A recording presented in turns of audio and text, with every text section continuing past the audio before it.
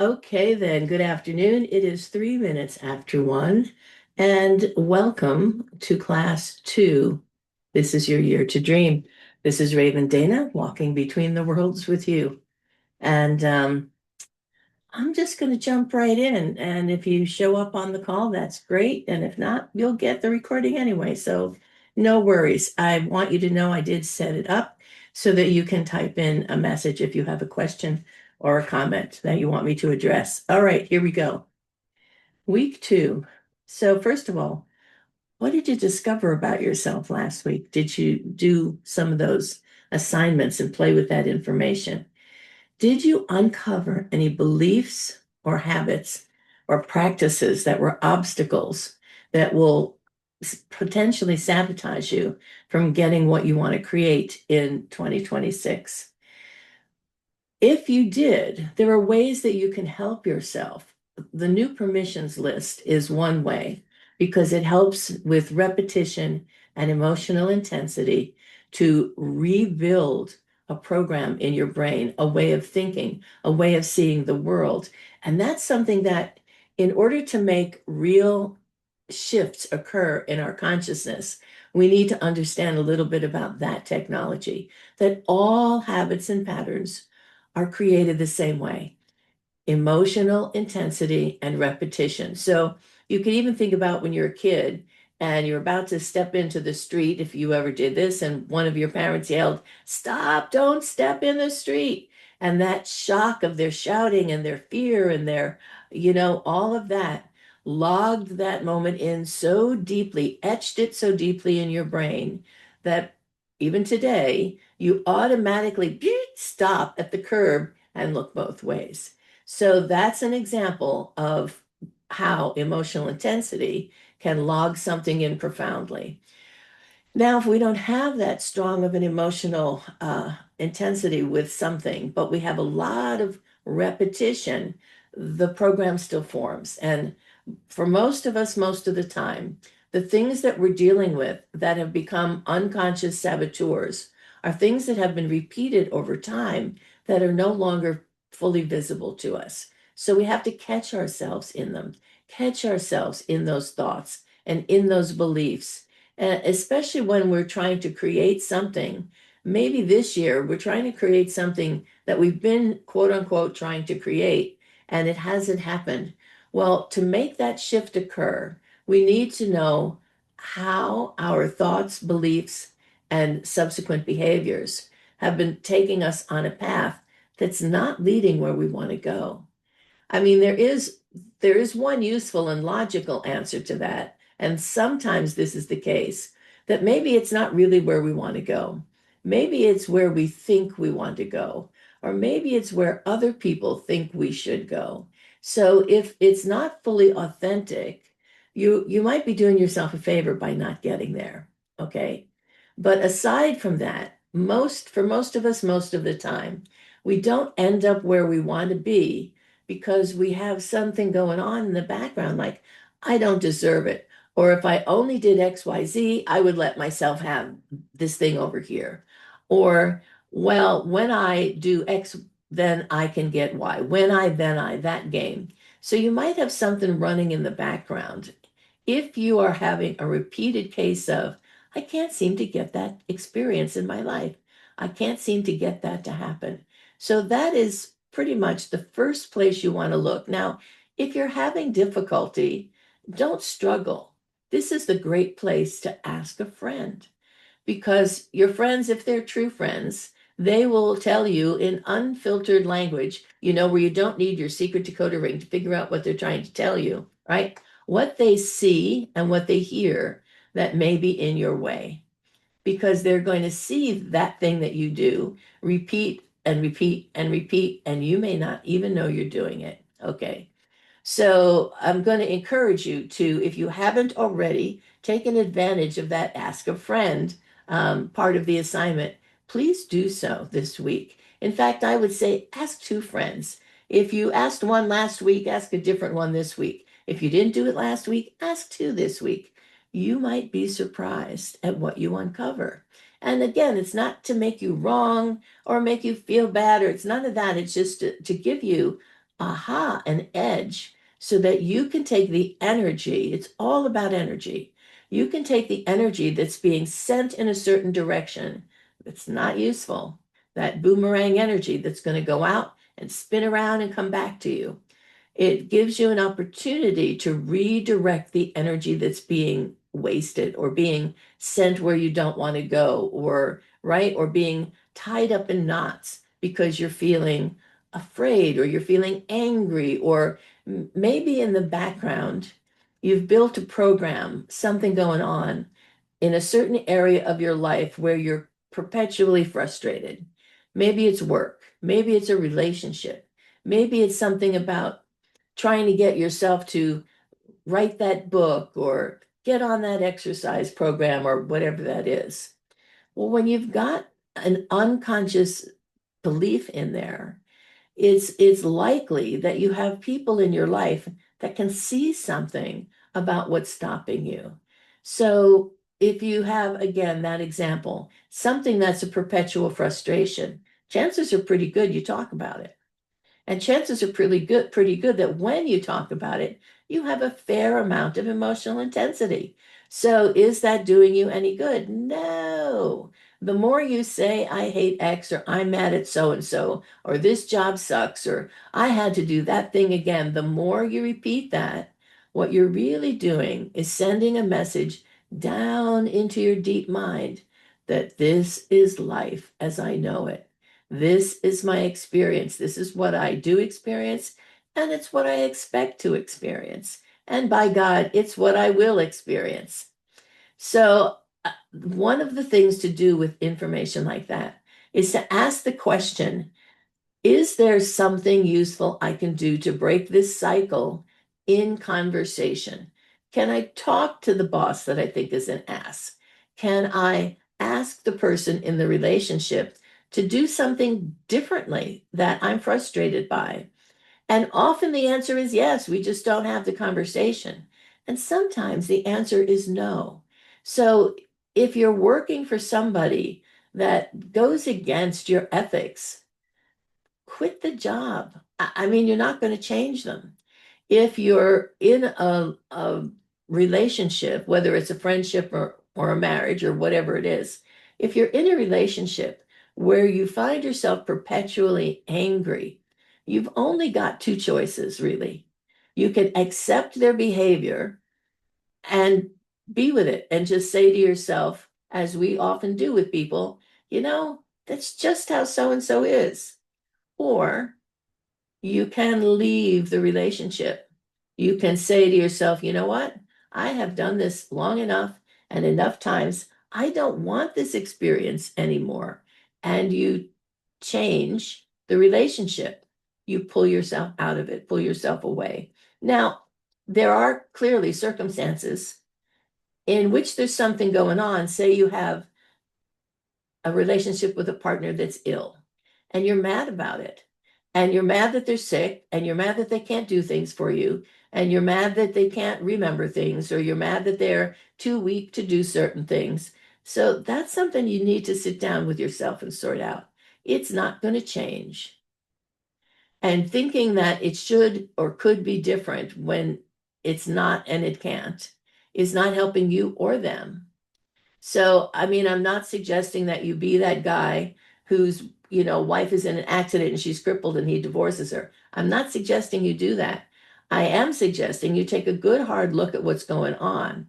Discover for yourself if you can have a positive input, and if not, then you need to take charge of your experience and do something else. You can sit with that anger if you have it, process it through, get help if you need to, and then let it go so that you can fully accept the person as they are with their limitations and transform the way the relationship works rather than expect the person to do that which they are no longer capable of doing. And same kind of conversation about work. If you're in there and you really love your job and there are things about it that you hate, or you have a serious personality clash with the boss, well, the question is, am I at ethical odds ends here? And you might be, and if so, get out. But if not, if it's just like they do things differently than me, why do they always blah, blah, blah, blah, blah? Then have the conversation. And if it doesn't work, that's okay. Ask the question, what's in it for me to stay? Is it more pleasurable, more good than not? Because if it is, if you like what you're doing, but you don't like the methods, maybe you can live with it. And I don't mean put up with it. I mean, maybe you can make peace with it. So energy management is really today's subject. It's what we're going to delve into a little bit more deeply. We did more thinking last week. Today, even though I started with kind of a review of last week, today what I really want you to learn to do is float with the energy. It's winter. Be in the darkness. The darkness is good. The not knowing is okay, because down in the deep heart of the earth, under the hard packed frozen soil, the seeds wait. Life waits. Life waits for the warmth to wake it back up. And what we tend to do is drive and push and drive and try to swim upstream and try to make things happen rather than get quiet, sit in the darkness, and listen. Listen for clues. Listen to the world around us. Listen to that small, still voice that's trying to rise up from our deep self that our busy driving mind is drowning out. So, right now, just take a few breaths and be still and feel your body and listen. Maybe what you'll experience in that listening is an emotion, a memory, a sensation, a clue. Maybe it'll just be blessed silence. But let's do that right now. 3 breaths. Breathe in slow and deep. And let it out.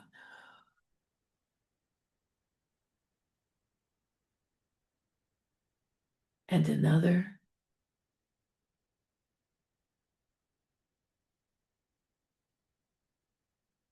And release.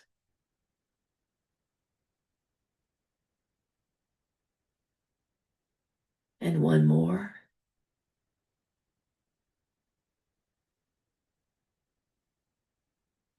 And let go.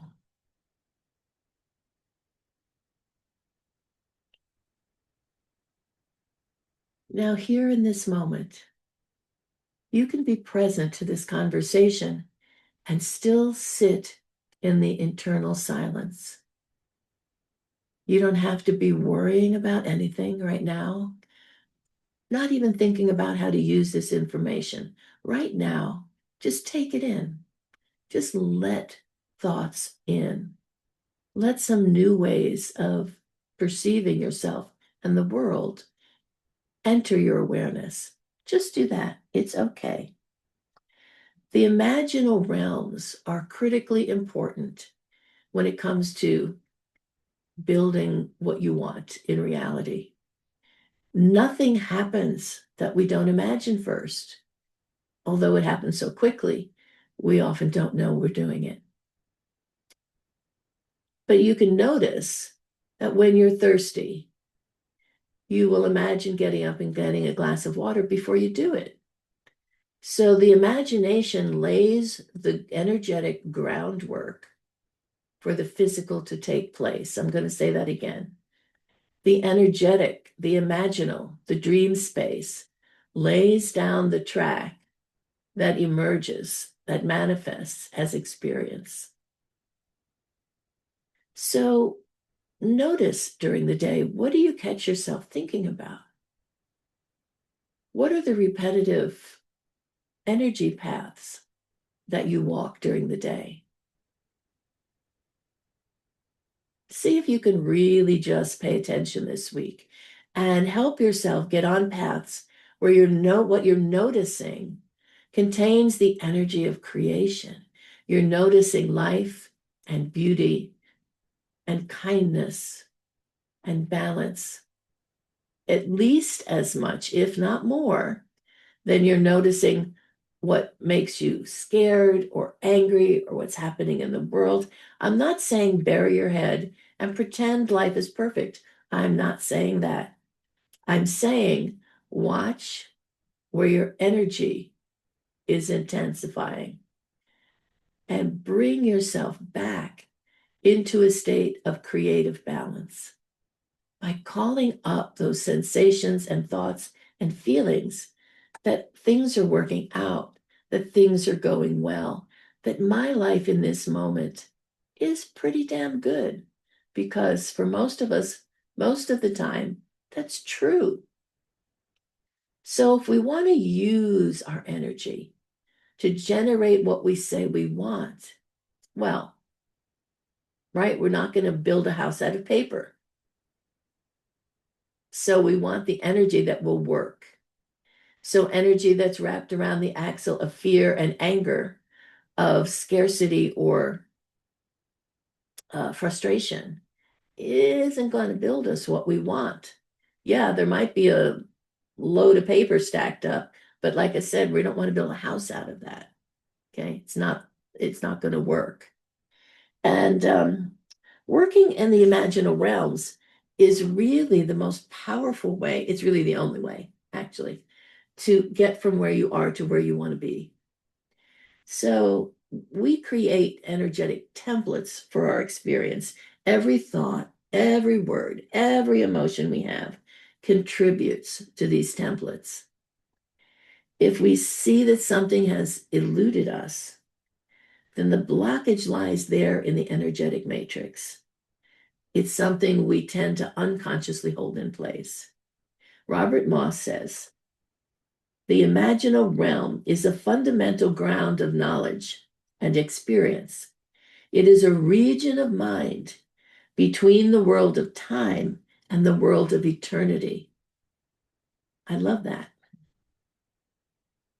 So, using your new permissions, help yourself to shape the energy in new ways, to call on those permissions and not just say them, but be with them. If I give myself permission to have a certain amount of wealth, for example, then how does that version of me feel? How does she dress? How does she walk down the street? What things will she do for her friends?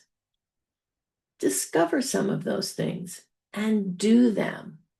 Set up the emotional, energetic matrix. Now, I know you're not going to go out and buy your friend a new car. Okay. But you can go take your friend to lunch, even if your money's a little tight. You can go buy yourself something that says wealth to you, that looks a certain way, and wear it. You can get out your best jewelry that you save for special occasions and wear the stuff. You could go put on your perfume that you bought and you've been hoarding, only to, after a certain amount of time, it doesn't smell great anymore. So do those things, right? Actually, when you practice that exercise of aligning with the version of you that already has what you say you want, this is the next layer of questions, is to be able to discover how in her regular everyday life she shows up a little bit different than you do. She sits a little more erect. She has a little more confident tilt to her head. She is wearing the favorite scarf that you have.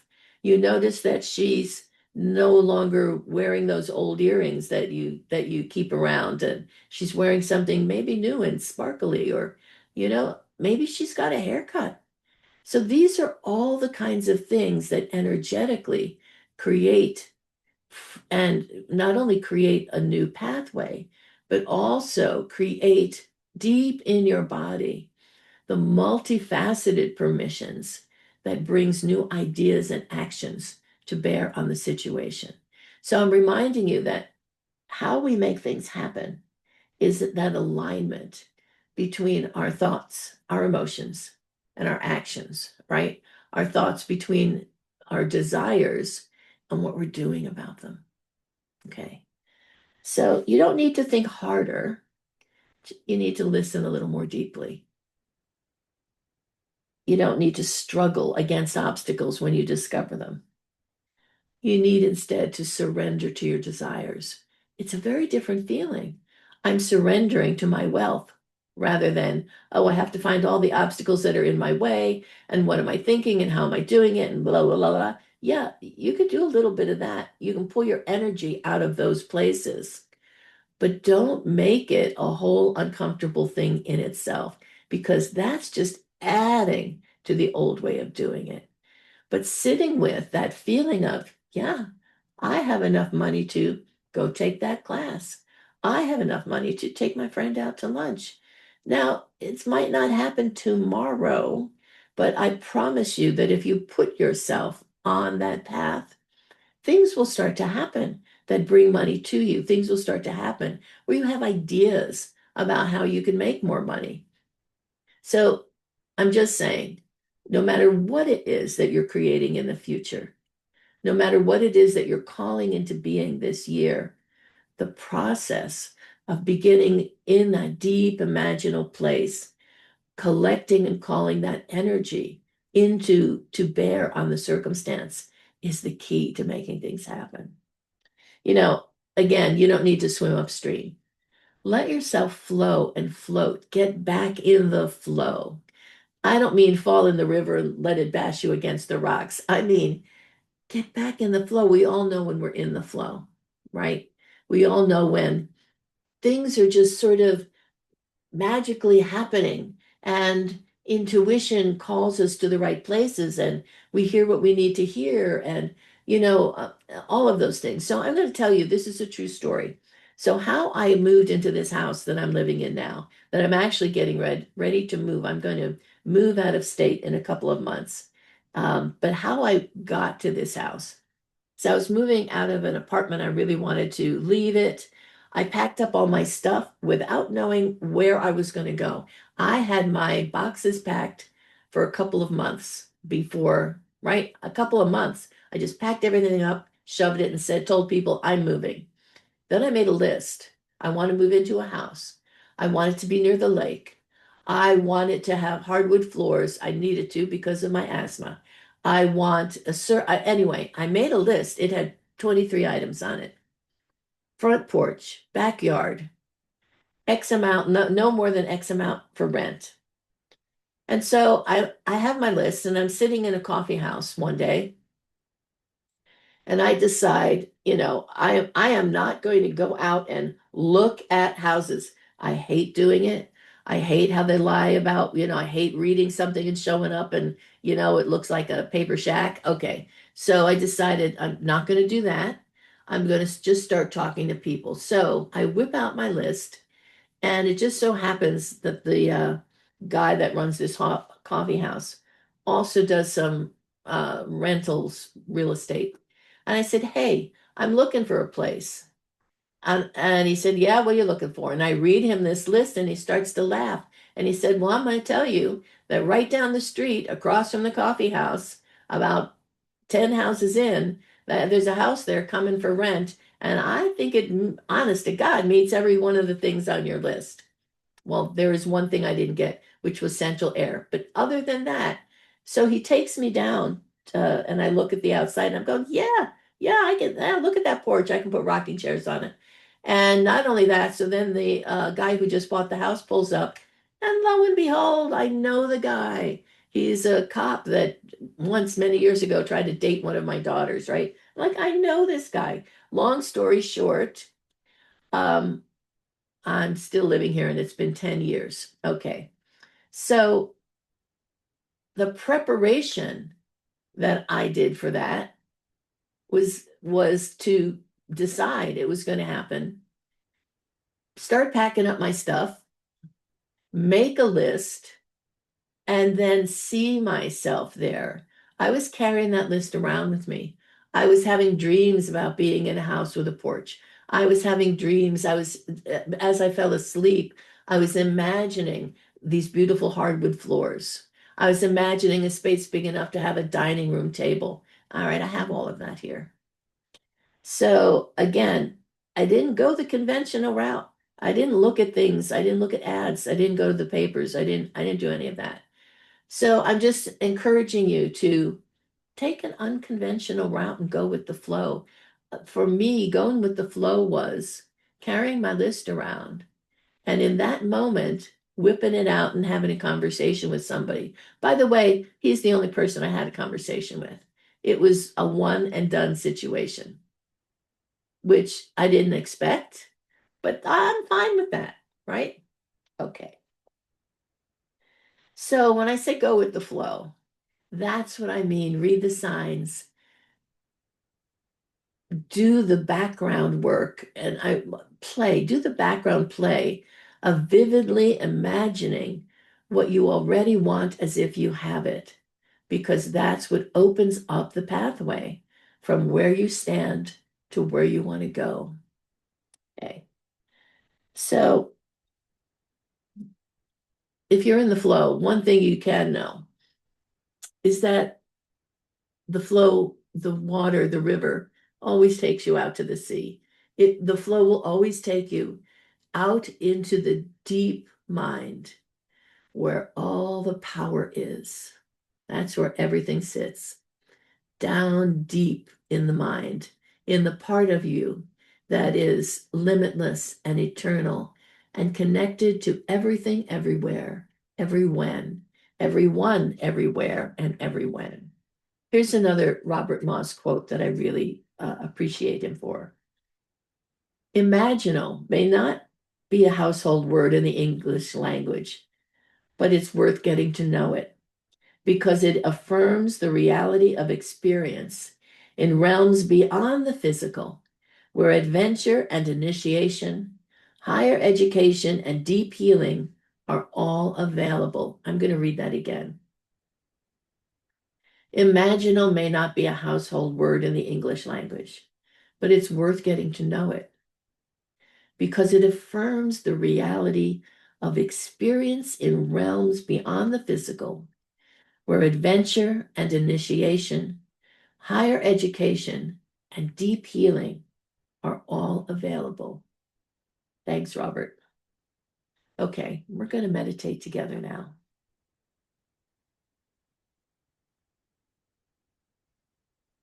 And then I'll give you a little assignment for the week. All right, get comfortable in a space with your back supported, where you can just relax and be present for about 12 minutes or so. And by the way, if you have difficulty closing your eyes and imagining things, you can probably do the whole exercise with your eyes open if you need to. I had one person ask me that question. So for most of us, we can go away pretty well into an imagery. If you're not able to do that easily, you can even call up an image on the screen for yourself. Call up the image of a tree or whatever works for you and gaze at it. Anyway, okay, let's go. Let's go to do this thing. Okay, get relaxed. Take your breath and relax it all the way down to the bottom of your lungs. Feel your belly soften as your breath relaxes. Just release your thoughts, letting all those thoughts fall away.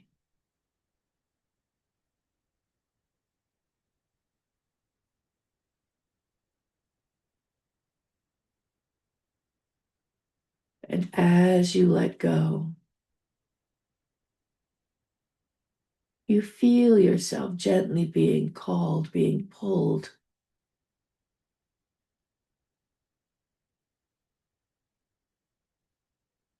And you find yourself standing in front of a magnificent tree. Its branches, naked winter branches, outlined against a beautiful blue sky.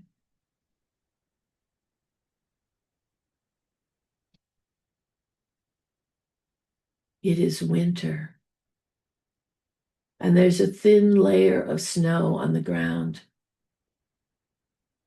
And you stand before that tree and you look up, and then you look down at the roots.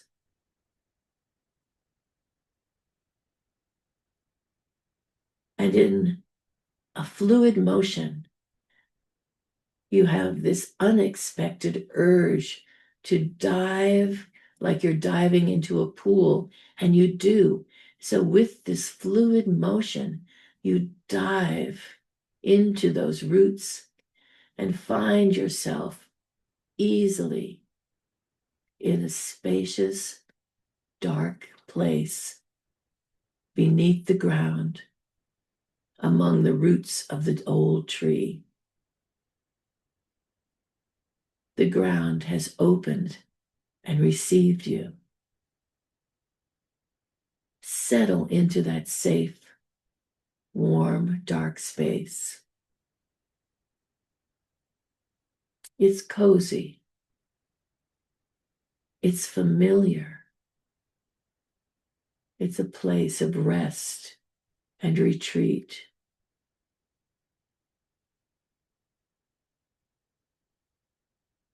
Feel the fingers of winter gently pull away anything that you are holding onto that does not serve you.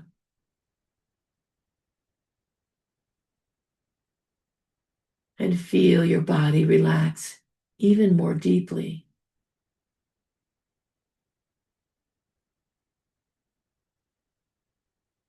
Let yourself rest in the darkness,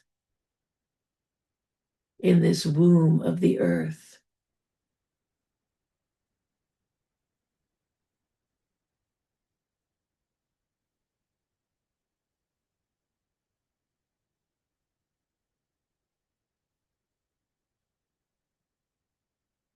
And notice the way the roots beneath the ground have formed around you a perfect space. You feel held gently, cocooned, seated so comfortably. If there were a chair made for you, it wouldn't be as comfortable as this.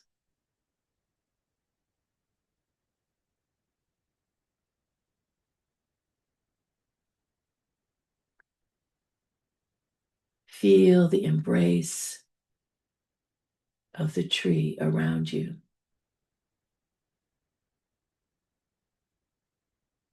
And just breathe.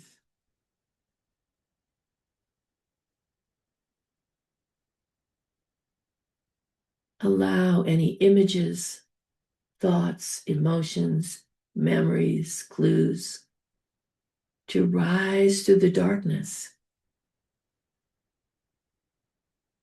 and be present to you. Don't hold on to any of it. Just notice it.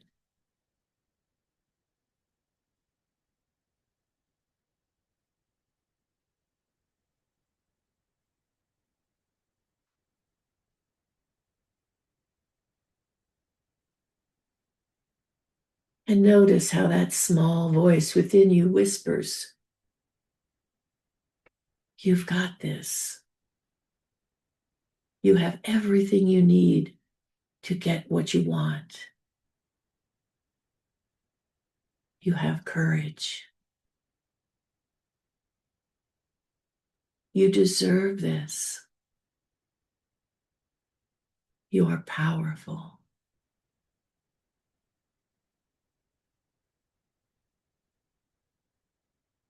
And the most remarkable thing is that when you hear that voice, you believe it in every cell of your body. You feel the truth of it.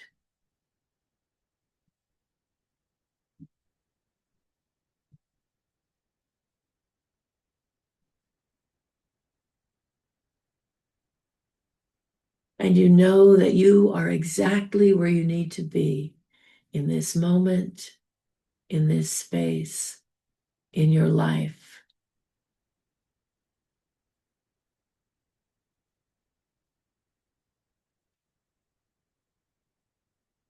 Embrace this darkness and let it heal and soothe all the rough spots.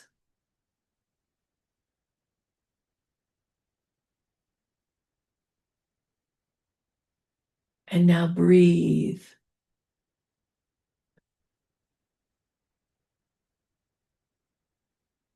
As you breathe, you rise up among the roots, between the roots. You rise up out of the ground. Tiny bits of soil dropping off your clothing and out of your hair. And you feel the breeze again and find yourself standing once more in front of that magnificent tree. And you reach out and put your hand on the trunk and feel the bark and say thank you for your shelter.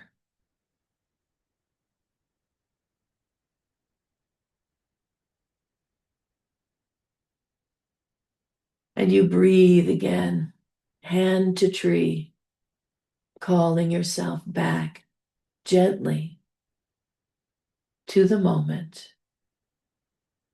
to the room in which you rest, bringing back with you access to that sacred space, that darkness, that place of silence and healing where you can hear the true voice of self. Come all the way back and allow your eyes to open.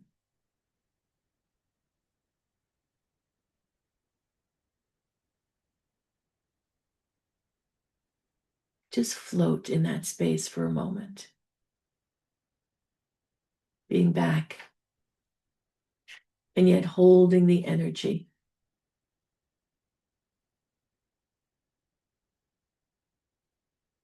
Create, imagine, really let yourself be yourself. The creative practice for this week is to take the images that occur when you think of this, what you're creating this year, having what you want, whatever it is, however many different things it is, and do something creative.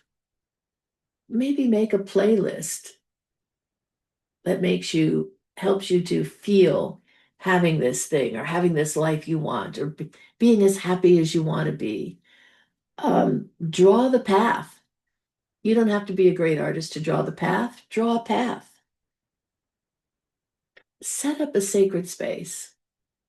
Get yourself a little space somewhere that resembles or that reminds you of sitting in those tree roots, sitting in the darkness, being in the womb of the earth, hearing your silent self speak truth to you.